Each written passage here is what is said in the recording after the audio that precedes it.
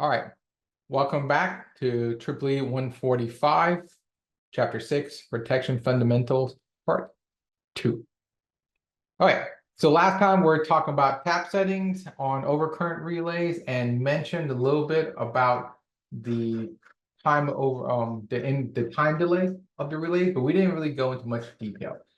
This class is going to go to a lot of detail about having that time delay and trying to manipulate it for our protection plan.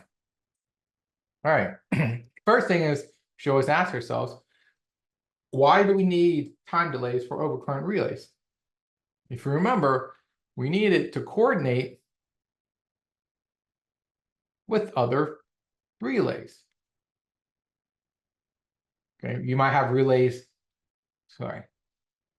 above you, below you, upstream, downstream, right? Backup protection, primary protections, all multiple relays working together as a plan. Now, what are we trying to protect in this particular case right here? The feeder, and more specifically, the wire / lines on the pole. Okay, that's mainly what we're trying to protect because those are expensive. We don't want to have to go out there and replace it. Not to mention it's a public safety concern as well. Now, so of course, if we're going to introduce a time delay, we ask ourselves, well, how long is enough, or how long can we wait before we burn everything down? Well, that's a good question. We should create a threshold. We can delay tripping the circuit breaker until the feeder line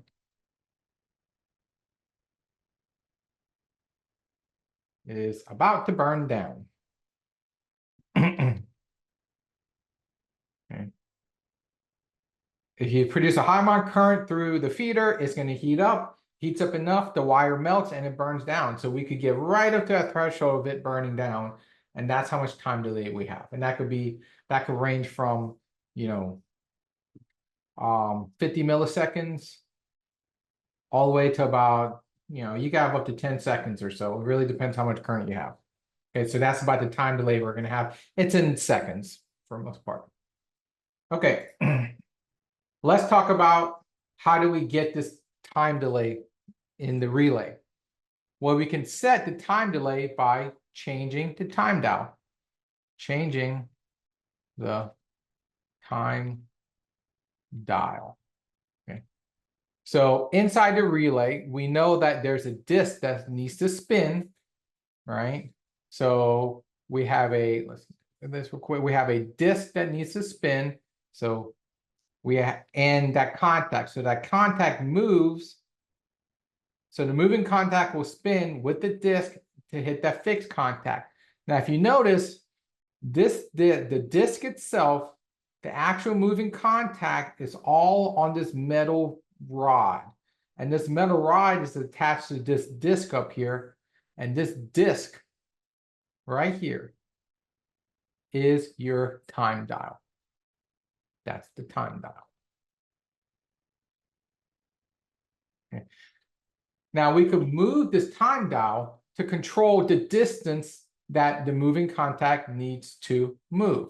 So right now, this is set to have maybe 160 degrees of travel. So when the relay operates, the disk will have to move 160 degrees for both contacts to hit and then trip out. So by the time dial itself controls the distance. Let me write that. The distance the disk needs,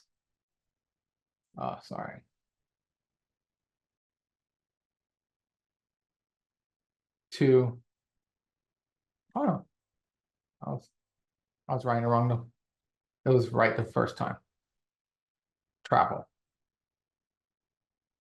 to close the trip contacts.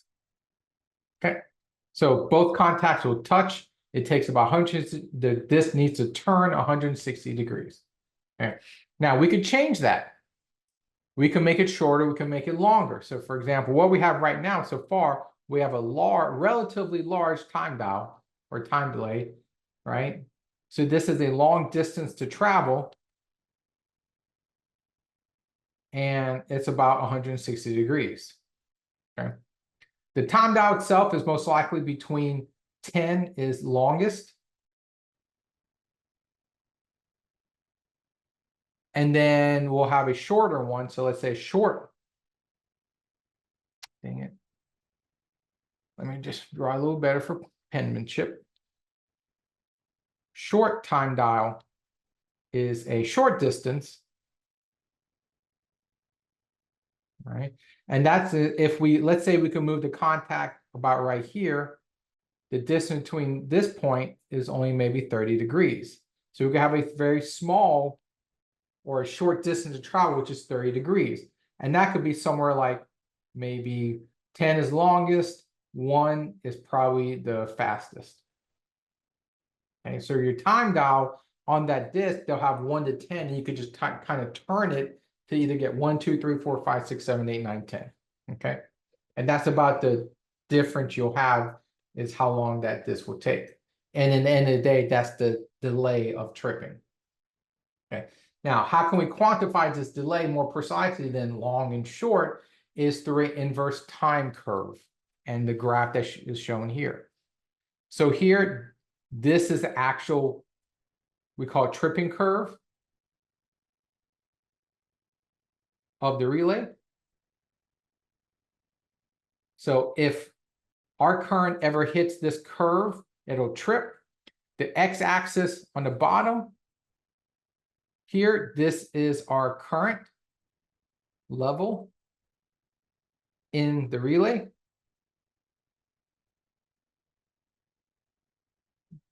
And it is a percentage of pickup value, your pickup setting.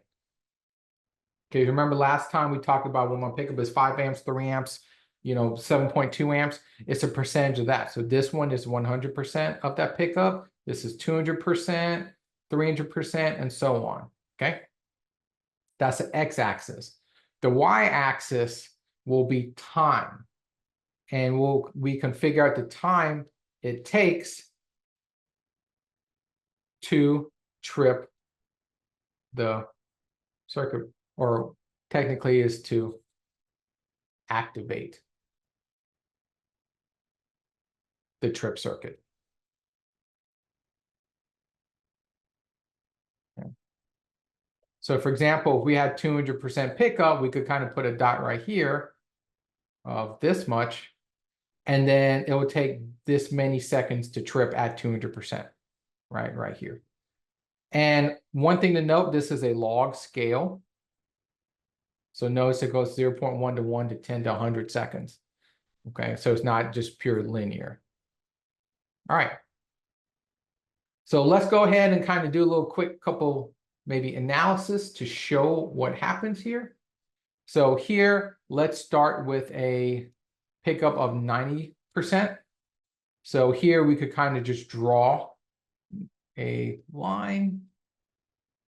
About 9% will be right underneath 1.0 for pickup. Okay, let's make this a little bit bigger. All right, good. And so here, this line would dictate, hey, this is the current. Now, the way I would see it is basically at 90, oops, do a different color. Yeah, at 90%, which is what we have right here, we could get to this point, and then at 0.1 second, so the current is flowing at 9% of the pickup value. We hit this point at 0.1 seconds. At 1 second later, our current is now here, and 10 seconds later is here, and 100 seconds is here, and so on and so forth. Okay, notice we never hit the trip curve, so we never trip. So how long did it take the relay to trip? It's kind of a trick questions. We never trip. We did not cross the trip curve. Okay, and remember, this is the trip curve. Now, does this make sense? Well, 90% of the pickup current is not 100%, so it won't operate. So realistically, a relay at 100% pickup, it might start operating. It's really about a little bit higher, maybe like 130% is when it's actually going to start counting down. Okay, so definitely 9%, that's below the threshold. This relay will not even operate to begin with. Okay, now let's go ahead and do 200% and see what happens now. Okay, so 200% right here. Let's go ahead and say, well, it's going to be about right here. So we're going to start right here. We're going to move up to about right here. And we're going to notice, okay, at 0.1 seconds, our current is now right here. We're going to keep, we didn't hit the curve yet, so we're going to keep moving up to about 1 second. We're going to check. Did we hit the curve yet? Nope. We're going to keep on moving until about right here, and boom, we hit the curve. Okay. So about right here is where the trip happened. So right here, we tripped. Okay. Now, what we can do is we can say, well, how long did it trip? That's easy. We can actually go ahead and cross-reference it about right here. And this is our trip time. So at 200%, so at 200% pickup, we could notice that the current, we started flowing, we let it flow for 1 second, we let it flow, or we let it flow for 0.1 seconds. At 1 second, we still let it flow, but about, let's say, 2 or 3 seconds, we hit that curve. 2 or 3 seconds, we tripped. We tripped. Okay. So how long did it really take to trip? About 2 or 3 seconds, right? And that's exactly where we hit the trip curve, where we hit the trip curve. Okay. And so you can see now 200%, where that's above the threshold I'm happy with. Current, the trend, the 200%, the distribution line will burn down. So we need to do this in a few seconds. We need to trip everything offline. Okay. Now let's go ahead and do the same thing for 400%, which is much higher. And let's see what happens. Okay. So here at 400%, we're going to start right here. And we're going to start counting up, and boom, immediately, not even 0.1 seconds, we hit the trip line. So here we trip. Okay. Same thing, we could cross-reference, just looking about right here. Looks like the timing. So this is your trip time. Again, you can see how long this trip, I mean, that's less than 0.1 seconds. It's more like 0.05 seconds. Okay. Or we could say 50 milliseconds. And this is very, very fast. Which makes sense because 400% is a lot. You're going to burn down a line really, really fast. So you want to make sure you trip really as quick as possible to clear the fault so we don't burn the line down. Okay. So you can see that's kind of like the, I won't say formula, but the process of interpreting a graph, figure out where the current flows, draw the line up vertically till you hit that trip curve, and then see what the trip time is. Okay. So looking at those three, what are some trends we can see? Well, what happens if we're below the pickup, right? If our current that flows into relay is below the pickup, well, there's no trip. Okay, below pickup is less than 100%, nothing should happen. What happens if we go beyond the pickup, right? So we're above 100%. The relay will start timing or counting down. Okay. And this is where the disk starts spinning. Okay. So there's going to be some delay, but you'll see the disk spin and the relay will trip eventually. What happens if you have a high amount of current, 5x pickup? The relay will trip faster. Okay.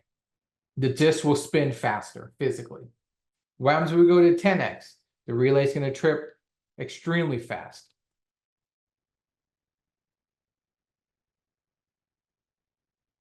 Meaning the disk is going to spin really, really fast. So the trend here is the higher amount of current you put into the relay, the faster the disk will spin, the quicker the relay will operate, which makes sense because the higher the current, the faster the line is going to burn down. So remember, we always want the relay to trip right before the line burns down. Okay. Now, that graph right there was kind of like a practice curve just to see everything. This is the more realistic curves you'll see out in the protection field. Notice there's a family of curves. So these are different curve shapes. You can see some have very sharp inclines, some are a little more wider. And so we ask ourselves, well, why do we have like an extremely inverse, short time, very inverse, inverse? Why do we have all this? Well, the more curve types we have, the easier it is to form fit equipment curves, damage curves. So just like we have a relay damage curve or relay trip curve, when we buy a transformer, we buy motors, they got to give us their time inverse curve as well. And that'll be the equipment damage curve. So if the current happens and we let it stay on for so long that it hits the damage curve of the motor's gone. We blew it up.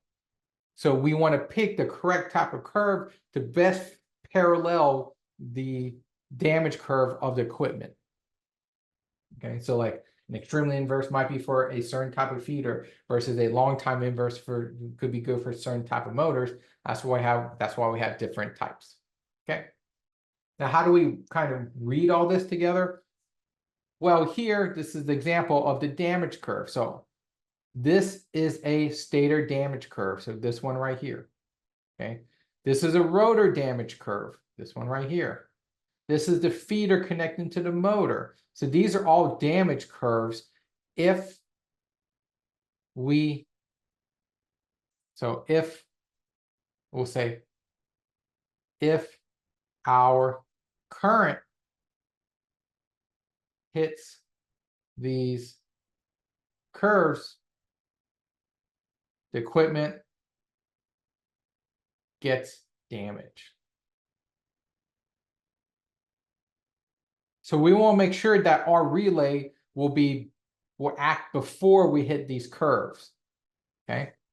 So here, next below all the damage curves, we really should put our curve. And this is our relay curve. Okay. So right here, this is a 50-51 relay curve. And now, anytime we have current, this relay should operate before we hit these damage curves. Notice that the curve of the relay is below and to the left of the damage curves. Okay. So which one of these curves represents a protective relay? The 50-51 relay curve in the middle. Okay. Okay. And notice this is below and left of the damage curves. Okay.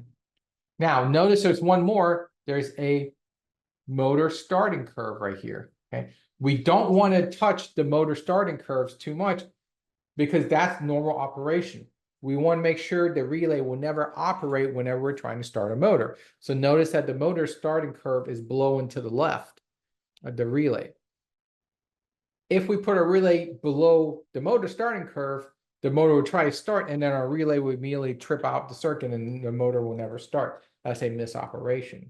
So as you can see, the time curve is very important because you kind of have to shoehorn it in and form fit it into all the other curves you see from different equipment manufacturers. Okay. So to choose the correct curve, not only do you choose the slope of it, you also have to choose a time dial itself. So this is the same time curve from an SEL 351, we call it U3 curve, right? And notice there's many time dials. So this 0.1, 1, 2, 3, 4, 5, these are different time dials settings. Okay. Now, you go ahead and add, so you have the equipment damage curve. So let me just draw one in, right? Just make it easy. Let's say we have equipment damage curve that kind of looks like this. Okay. This is the damage curve. Damage curve. Okay. We can select one of these time dials to make sure we protect this damage curve. And I'm going to set my time dial equal to 2. And what does it mean is I'm selecting this curve right here. Okay. And notice that this curve is below and to the left of the damage curve. And now we could realistically erase all the other curves. We don't need them anymore. I selected this curve to coordinate. The reason why you have so many curves on one graph is whenever you put a damage curve on, you can choose which one. It could give you a selection, and we typically choose the one closest to the damage curve below and to the left, which is a 2. Okay. So with that being said, why don't we go ahead and take a quick 20-minute break and do a quick example on transformer protection. So we have an SEO 351, which is a 50-51 relay on the low side of the transformer. We're going to use a U3 variance curve. We have a CT ratio of 2005, pickup setting of 7.5. Okay. Now, on the next page is the damage curve. I want you to select the best time dial for this transformer protection. And given we have a 15,000 amp fault, draw on the next page where the fault hits the time curve and figure out what the time delay is. So kind of let's go just double check here. So I want you to choose one of these time dials between 0.5 to 15. Choose the best fit to protect the transformer damage curve right here. And then figure out where 15,000 amps lie on the x-axis, draw your line up and see where it hits on the time dial, on the time scale. Note that if you draw this line up and you hit the transformer damage curve before hitting your relay curve, your transformer will blow up. So make sure that doesn't happen. Okay, so we'll come back in 20 minutes, see what you guys have figured out, and we'll move on from there. So we'll see you in a second. Okay, welcome back, and let's check out this transformer protection example. So remember, we're talking about selecting the best time dial. I selected time dial 6, and then let's go ahead and look at the fault current. Fault current 50,000 amps. We have a CT ratio of 2005, which is 400 to 1. So I secondary is 15,000 divided by 400, which is 37.5.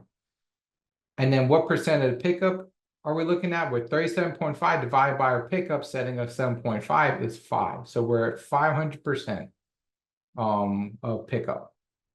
And then let's go, and the estimated time is 1.6 seconds. So let's go ahead and look here. Well, so first off, I chose the time dial 6 right here because it's the curve that's fully underneath the transformer damage curve, and it's the closest one. Okay. Now, a 5x pick at 500% pickup, that's 5x. So you multiple the pickup at the bottom, you figure out where 5 is, draw a line vertically up until it hits the curve. Our curve is right here at 6. Look at the trip time. It's between 0.5 and 2, so we said 0.6. Okay.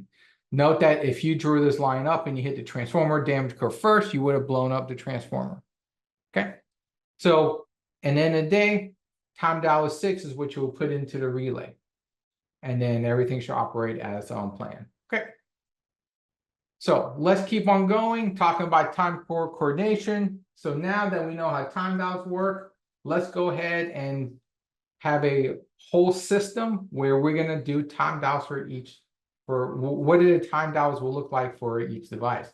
We already did the tap settings before, so let's kind of get a rough idea of what each time dial should look like. So here, let's talk about what should trip first. So let's say if we have a fault on feeder 1, so somewhere down here, we have a fault. Okay, fault. We're gonna have a lot of fault current flowing through. So fault current will flow from the system down here. Okay, this is our fault current path. It's gonna go down this bus and down here into the feeder. Okay, so this is the path of the fault current. So we need to make sure that we trip something offline to stop this current from flowing. The first thing that should trip, most likely, would be this circuit breaker. It should open up because the fault is directly below the circuit breaker. So the feeder, we call it feeder circuit breaker, should trip first. Okay. So a lot of programs, when you can analyze which one's tripped. They'll put an X to say this circuit breaker tripped, and then you can put a 1 nearby to show that this tripped first. Okay. If for some reason our relay, and this is our primary protection for that feeder. If for some reason our relay did not operate or the circuit did not operate, we look upstream. Upstream is where we go, is where the source is from. So our feeder upstream is a transformer. We'll look at the next relay, which is this low voltage transformer relay. That should operate next. So our low voltage transformer relay should trip second if the first circuit breaker failed, and this is our backup. Okay, so this should operate next, and we'll put a 2 to remind ourselves it's the second relay that should operate. And so now you see we have a primary and backup layer of protection for that feeder. Okay.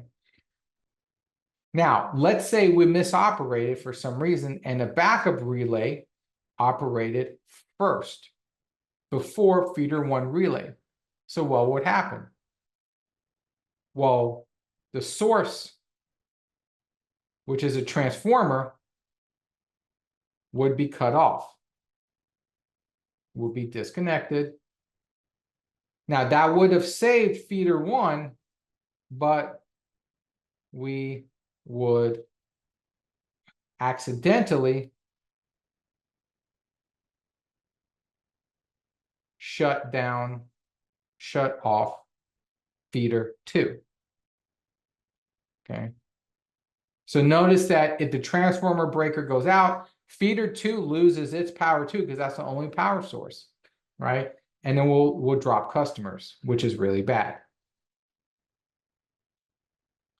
The only times we should drop customers is in the worst case scenario, which is not now. Okay. So fault of feeder 1, feeder 2 should not go down with it. It should be isolated only to feeder 1. Okay. So now we know the order of operation is the feeder should operate and then the low voltage transformer should operate next. So let's remind the colors. Green is feeder, blue is transformer. So the first thing that should operate would be the feeder. So if we're going to draw our time curve, I would say our time curve, just kind of rough handing it, should look like this. And this will be the feeder, feeder 1. Okay. Now, if feeder 1 fails, we should have somewhere here the low voltage transformer curve. Okay. This is the low voltage transformer curve. Okay. And now if we have a fault, we could kind of think, well, at 3 pickup, we move up. Feeder 1 would get trip off first. If that fails, then low voltage. Actually, let's draw it out. If we have a fault, let's say right here. Well, let's use, we don't have orange. If we have a fault right here and we start traveling up the page, notice we'll hit the feeder first. So feeder 1 should trip. So this is your fault current. If for some reason feeder 1 did not clear their fault, the current is going to keep on moving up. And then low voltage transformer 1 would then trip second. If for some reason that failed as well, highly unlikely, it will go up and then we'll hit the damage curve right here and we'll blow up the transformer. Okay, so that's kind of the order of operations you see. So here we have 2 layers of protection, which for the most part is sufficient, right? Now, one question is, what's the distance between these curves? Because I just freehand draw it in. At the kind of all the way to the right-hand side, which is typically your worst case scenario, this delta t right here, the distance between these 2 curves, roughly, the delta t should equal about 0.2 seconds. That's just a general rule of thumb. Some engineers like to shave it to 0.1 seconds. Some engineers like to keep it a little wider. But a good middle ground is just to make sure you have about 0.2 second clearance between each curve as you stack them up. Okay? Now, let's go ahead. I kind of already did it, but we'll do it again. Let's say we have a coordination protection scheme active. So let's redraw our 2 curves. So again, this is the transformer low voltage curve. And then this one was the feeder curve. Okay. Now let's imitate that we have a fault that is 3 times the pickup. Okay. I did orange. Okay. So 3x the pickup. So again, right here we start. We're going to go up the page as the fault current starts being active. We're going to hit right here. Right. And then we're going to ask ourselves, at this point, what's the time delay? Well, we could go ahead and kind of cross-reference this, kind of eyeball it. It's about right here. And that's black kind of blends in too much. Let's just use, we'll use purple. Okay, so this will be the time delay right here. So this is your first time delay for the first relay. Okay.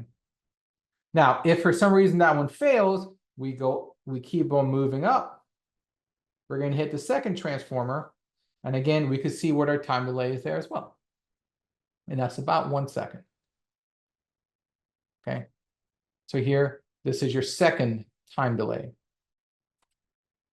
And then if that fails for some reason, we're going to go all the way up and we're going to blow up the transformer. And, let's just to see how long did it take for a transformer to blow up in this particular case. Roughly about right here. Okay. Actually, a little bit lower. No, I think I drew that one off a little bit. Close enough. This is where the damage happens. So just to kind of give you a rough idea here, the feeder should have operated about 0.2 or 3 seconds. If that fails, the transformer low voltage side should have operated at 1 second. And if that fails, then the damage curve, the transformer blows up about 9 seconds. Okay. So that's your kind of coordinating the curves and then analyzing to see what would happen. Okay.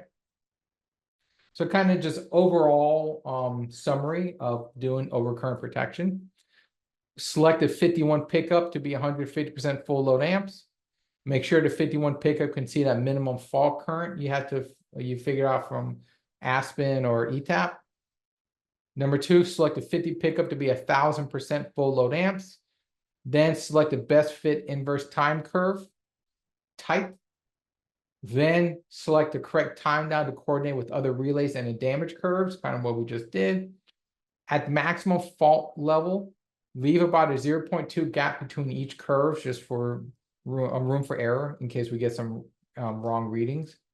And then, of course, always double check your work. You either can do it by hand calculations, or you could import all this into a software program and then it'll run a coordination check for you. Okay. So that's pretty much overcurrent in a nutshell. So we'll say thank you for showing up and listening. We'll come back next week and talk about the distance and differential protection. So I hope everybody has a good week and catch you next one.